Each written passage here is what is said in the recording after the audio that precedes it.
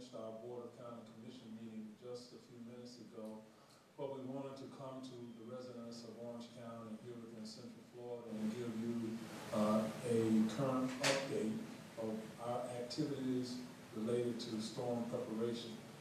What I will tell you is at this point we are well prepared. Just a few moments ago we received an update from the National Weather Service, and what they're telling us at this time is that the track of the storm is somewhat south of I-4. That means that our community is likely going to receive more rain or less wind. In just a few moments, I'm going to ask our Director of Public Safety, Danny Banks, to come forward and he'll give you an overall update. But I wanted to take this opportunity to just talk to our community, because as we prepare for tomorrow and the inevitable of what will happen with this particular storm, I want our community to remember that we are a community of faith, and that we do believe that a prayer does help. So I pray that our community will be minimally impacted to the extent that it could be. But in either case, we are well prepared at this point in time. We are saying to all of you, you must finish your preparation tonight in order to be better prepared. And we're saying that by noon tomorrow, everyone should really be in a position where they're hunkering down. You should be at home for the duration, the balance of the storm, because as tomorrow continues throughout the day, we will see a worsening of the storm conditions here within our community. Because the track is now tracking somewhat south of I-4, what that means for us is that we're going to see as high as 10 to 15 inches of rain in the western part of our county, and perhaps 6 to 10 inches in the eastern portion of the county. We'll go over that with you a little bit more in just a few moments. But rain is going to be significant. Wind will be significant. We're going to see some trees down, some power lines down, some loss of power. You have been watching your local weather news stations for the last 48 hours or so, and so they've been keeping you up to date about the track of the storm. Well, it's upon us. So once we begin to hunker down tomorrow, more than likely we're going to be in that mode until sometime on Thursday morning. It will be overnight. We have already started our 24-hour operations at the Orange County Emergency Operations Center. We have opened our shelters for persons with special needs. That happened at 10 a.m. this morning. We opened shelters at Goldenrod Park, South Econ Park, and the Silver Star Recreation Center. A fourth shelter for persons with special needs will open at Freedom High School at 8 a.m. tomorrow. All three of our special needs shelters are pet friendly, so you can take your pets there. In addition, we are opening a total of 11 different shelters for general population. They will open or did open at 6 p.m. tonight at the Lake Buena Vista High School, Ocoee High School, Oak Ridge High School, Odyssey Middle School, Timber Springs Middle, Wedgefield K-8 school, and then we have 4 additional general population shelters that are pet friendly. That's Apopka High School, Colonial High School, Lake Nona High School, Union Park Middle, and Carver Middle School. Lynx has informed us that they will continue to transport persons as long as the buses are running for free if they are headed to any of our shelter locations. However, we do know that they are planning to, I believe, around 3 p.m. tomorrow to discontinue the Lynx service until further notice, and that's because of expected wind speeds. In addition, we were notified that our Orlando Executive Airport will be closing this evening, and in the morning, the Orlando International Airport is slated to shut down temporarily at 8 a.m. All of that will have significant impacts on our community. Also, we have a number of hotels that are open for business, and they are working to accept those who have evacuated from other areas of our state into the Metro Orlando area. We're well prepared with hotel rooms and everything that comes with that. Our staff has been working diligently. You're going to hear in just a few moments from, again, Director Banks, but you'll also hear from our Public Works Director, our schools, and others who will be talking about our overall level of readiness. At this time, I'm going to ask our Public Safety Director, Director Banks, to come forward and give you an overall update. Director Banks. Thank you, Mayor Demings. Good afternoon, everyone. As the mayor mentioned, we can anticipate a major impact by this storm to Orange County with expected rainfall in the area now of 10 to 15 inches. That higher rainfall amount would occur theoretically on the western side of our county, but we can still anticipate somewhere between 8 and 10 inches of rainfall in eastern Orange County. Current track puts the eye of the hurricane potentially going slightly south of Orange County, but as Mayor Demings mentioned, that rainfall amount would equate to higher. We're going to be on the north side of the eye, which always equates in a hurricane with a larger amount of rainfall. Orange County is currently under a hurricane warning by the National Weather Service. And I just want to mention, regardless of that track, even with that track going south of us, we can still expect significant impacts to Orange County, both with rain and with wind speeds. That rain is very likely to cause localized flooding in Orange County, Florida. Our expected conditions can start deteriorating, we anticipate from the forecast, as early tomorrow afternoon, more likely late into the evening. Our worst conditions, we believe, we'd be experiencing Wednesday night into early Thursday morning. As the mayor mentioned, we opened sandbags 2 days ago in Orange County, had 6 sites opened, distributed just in 2 days a combined total of nearly 200,000 sandbags to our residents. Earlier today, as Mayor Demings mentioned, we activated 3 of our persons with special needs shelters. Those are active as of 10 o'clock this morning, another one to follow at 8 a.m. tomorrow morning. He identified those to you, as well as the 11 general population shelters that we activated at 6 p.m. Today. There's 3 different phases of our response in any crisis management situation like we have with this hurricane. First is our preparedness. That's clearly the phase we're in now and have been for the several past days. We have our Public Works Director here to talk to you about some of the things Public Works has been doing. The next phase, and we'll be entering that tomorrow in emergency management, that's our impact phase. That's when we know the storm is upon us, and we want to encourage the community.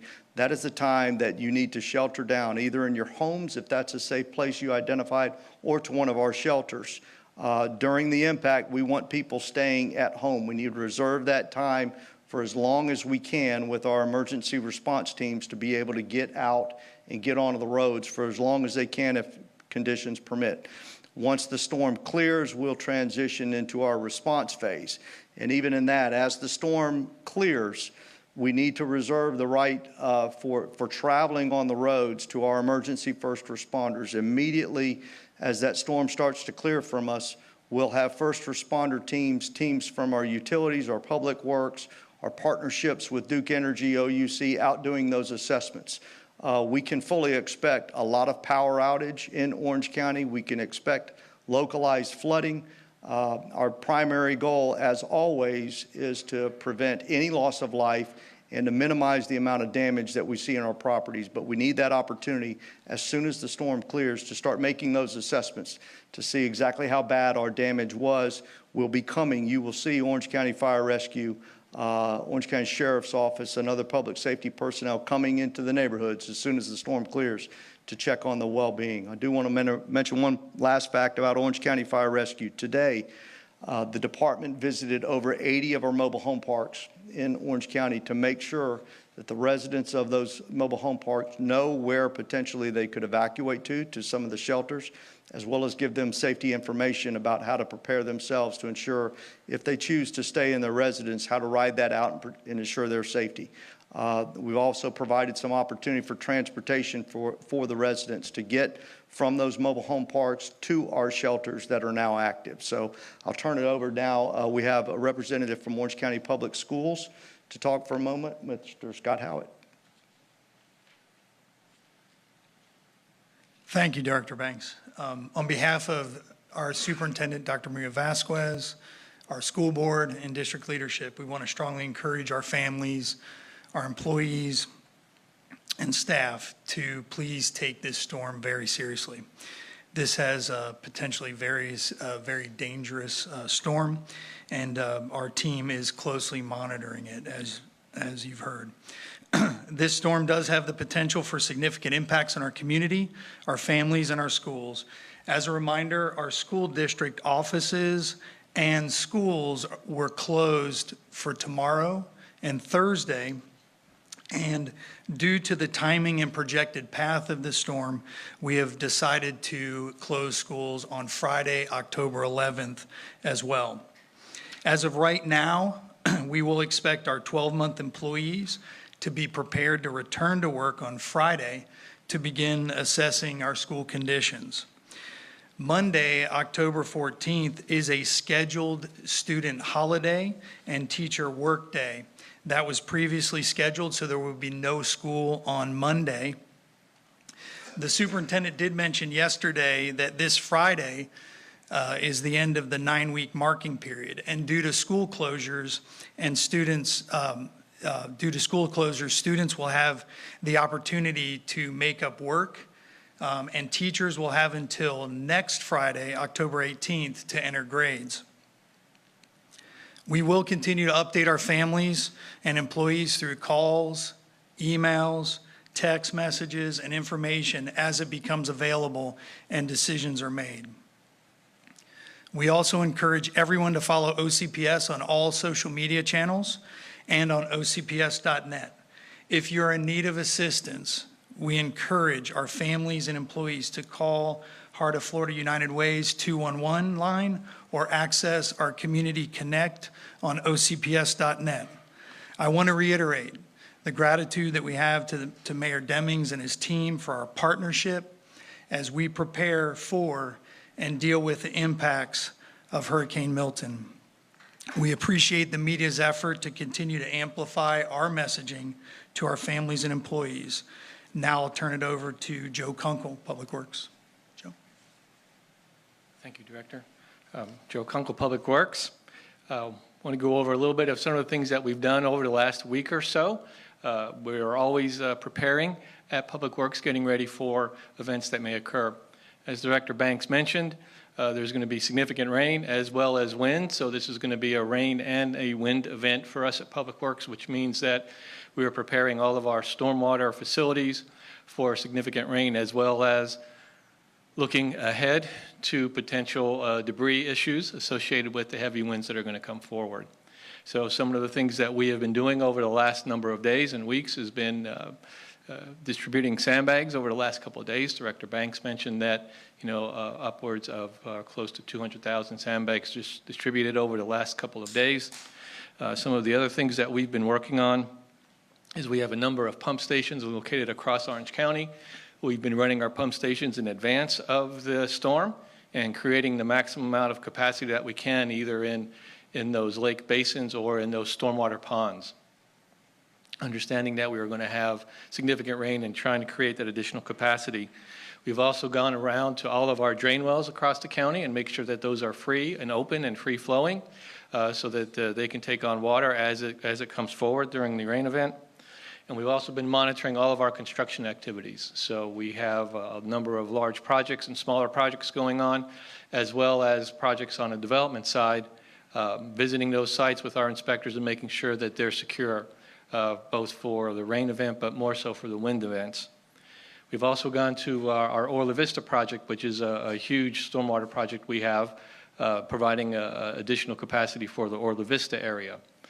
We've maintained the maximum amount of storage we can in our retention ponds It's about 13 feet of depth in these large retention ponds, and we are looking for those pond systems to handle a majority of the rain that comes to Orla Vista. 10 to 12 inches is a very large storm. We think we can handle most of that rain. We may see some localized flooding in Orla Vista, as well as localized flooding in other areas that are prone. There's a lot of areas inside Orange County that 8 to 10 inches will create some challenges. However, we've pre-positioned some pumps, and we've gone through and cleared all of our canals, major primary canals, so that they'll be able to take as much stormwater as possible.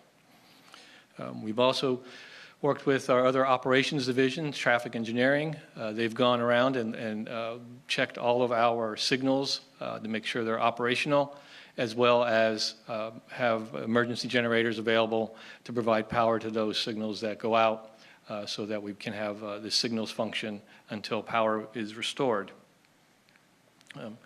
We've also looked at starting to plan our operations for debris after the storm with a wind event. We anticipate that there will be some debris, so we've contacted our vendors, and we're going to do some assessments after the storm internally with our staff to come up with some indications as to the amount of debris and activities that need to be occurring, as well as activities associated with our stormwater and traffic signals and other roads functions. So we're at the point now that we've done our preparation, and we'll do some last-minute reviews tomorrow morning, and then we'll be ready for the storm as it comes after the storm for our recovery. Up next is Logan Stewart from Duke Energy.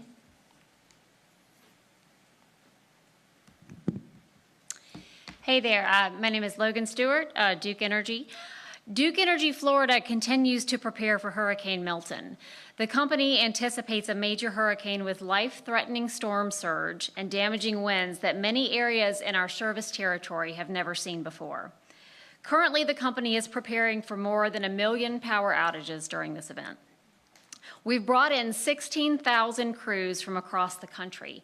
These crews are made up of power line techs, vegetation workers, damage assessors, and support personnel. We will have 4,600 crews at Ritchie Brothers Auction in Davenport and another 4,000 that will be staged at the Villages by 8 p.m. this evening.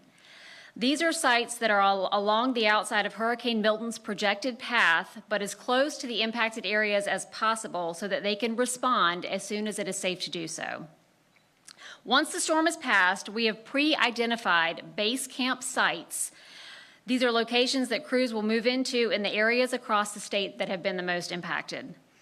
The storm's impact to our infrastructure could result in widespread equipment damage, causing extended outage durations for our customers. Also, significant damage to customers' homes and businesses could make structures unsafe to re-energize. To help protect your property, we do recommend that you proactively turn off your power at the breaker. Water and electricity do not mix, and this will protect you, your family, and your property. Additionally, please be sure you take a moment to update your contact information with your Duke Energy account and sign up for outage alerts. We can provide up-to-date information to you related to outages. You can also report outages to us, and the easiest way to do that is by texting OUT, O-U-T, to 57801 or calling and reporting your outage at 800-POWER-ON, or you can do so on our mobile app or our website. Finally, all of us at Duke Energy would like to ensure our customers make safety a priority before, during, and after this storm. Thank you. And I'm going to turn it over to Janice. Thank you. I'm Janice Osani with OUC, the reliable one. OUC continues to plan for the impacts of Hurricane Milton. While it's difficult to predict the exact amount of outages we will experience at this time, we are preparing for a large percentage of our customers to be without power, which will take multiple days to restore. And because large trees brought down by wind and rain can uproot water pipes, customers could experience water service disruptions as well. So estimate to have 1 gallon of water per person per day available. As we are asking for our customers to prepare, we are doing the same. We are increasing our restoration resources to 5 times our normal size in order to respond to outages caused by the storm. We're so grateful for local technicians, tree trimmers, and safety assessors, and those who are coming from states as far as California, Nebraska, Missouri, and Michigan, to name just a few. They'll work alongside our OUC employees to restore power lines and fix issues so long as it is safe to do so. To restore power in an orderly and safe fashion, OUC first evaluates damage to the electric system immediately following a storm. It will take at least 48 hours for us to provide a system-wide estimated time of restoration once the storm passes. Rest assured that crews will work as soon as it is safe to do so. First, we will begin restoring power to critical areas such as hospitals, police, and fire stations. Next, we focus on repairs that restore power to the most customers in the most efficient way possible. And then finally, repairs that impact only a few customers at a time will be worked last. We ask that you make sure your contact information is up to date in our customer information system by visiting my.ouc.com and reviewing your contact information. If you haven't already, you can register for OUC outage alerts in English or Spanish by texting REG to 69682. During the storms, customers can visit ouc.com to view our outage map or reportages online or by calling 407-423-9018. We are currently providing limited customer service operations and will fully transition to storm support only by 3 p.m. tomorrow. Also, disconnections for non-payment have been suspended at this time. Make safety first is our #1 value at OUC, and that includes the safety of our customers, our employees, and our community. Consider all lines, as well as trees, limbs, and anything else that can encounter a power line as energized and dangerous. Remember that floodwaters can also be energized by down power lines or other electrical equipment. Never run a generator in a closed space, indoors or near open windows. Ensure that they are outdoors and well ventilated. More safety tips like this are available at ouc.com/stormcenter. In closing, on behalf of all OUC employees, I thank you for your support and your patience as we work to respond to Hurricane Milton this week. Please stay safe, and it's my honor to turn this back over to Mayor Demings. Okay, I know we shared a lot with you this evening, but we want to make certain that we do stay in communication with our residents throughout the storm. And I want to share that you can certainly, if you're reaching out for any Orange County related government services while the storm is moving forward, you can simply dial 311. You can do that from either your cellular phone or your landline, and we have a staff of people who will be answering those lines. If you have specific questions about anything that we have talked about, shelter locations, etc., they have all of the information there at their fingertips if it's a non-emergency situation. Obviously, if it's an emergency situation, you need to dial 911 like you would customarily do. I do want to also share with you that you can get information by following us in social media. You can go to ocfl.net/Milton. Again, ocfl-net/Milton. There will be information there in English, Spanish, and Haitian Creole. So it is multilingual, and you can get information about our shelters, etc. At this time, what I'm going to do is open it up for any questions that our media may have.